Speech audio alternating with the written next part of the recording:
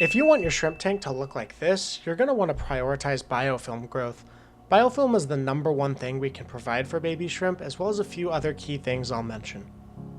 Biofilm is a naturally occurring substance that grows on every surface in your aquarium, so if you have a heavily planted aquarium without fish, you will very likely have a high survival rate with your baby shrimp. This is because plants provide a plethora of surface area for biofilm growth, which the sedentary newborn shrimp will happily graze on.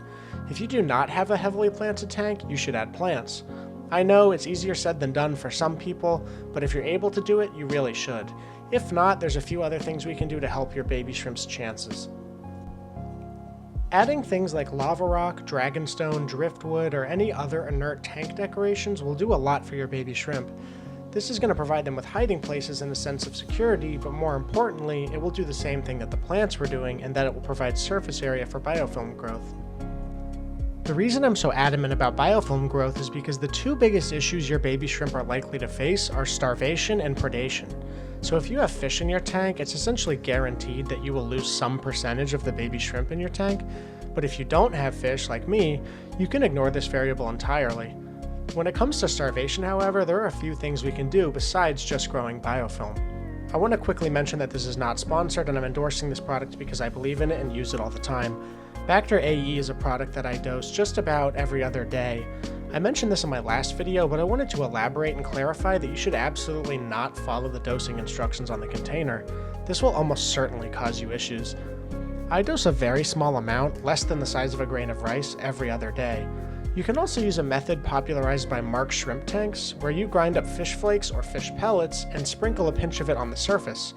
It'll spread all throughout the tank, essentially creating a film over just about every surface, and increase your baby shrimp's access to food.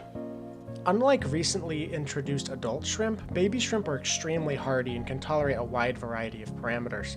Shrimp that are born in my tanks tend to be basically bulletproof and have done much better than shrimp I've purchased and then introduced. When it comes to caring for your baby shrimp, less is more. If you can address the starvation issue, you will likely have a lot of success. So between Bacter AE, powdered fish flakes, and biofilm, these are the methods that I've used for success. I don't recommend that you do anything else unless you absolutely have to. Your shrimp would prefer a stable and unchanging environment anyways. Just be careful when you're feeding powdered foods, as they can spoil the water if you dose too much, so I would start with a conservative amount and then move up from there if you find it necessary. It really is that simple, guys. If your shrimp are happy and healthy enough to be having babies, then let your tank do its thing and be patient. If you have any questions for me, please let me know, leave a like if you liked it, and subscribe if you want to see more. Thank you so much, and happy shrimp keeping.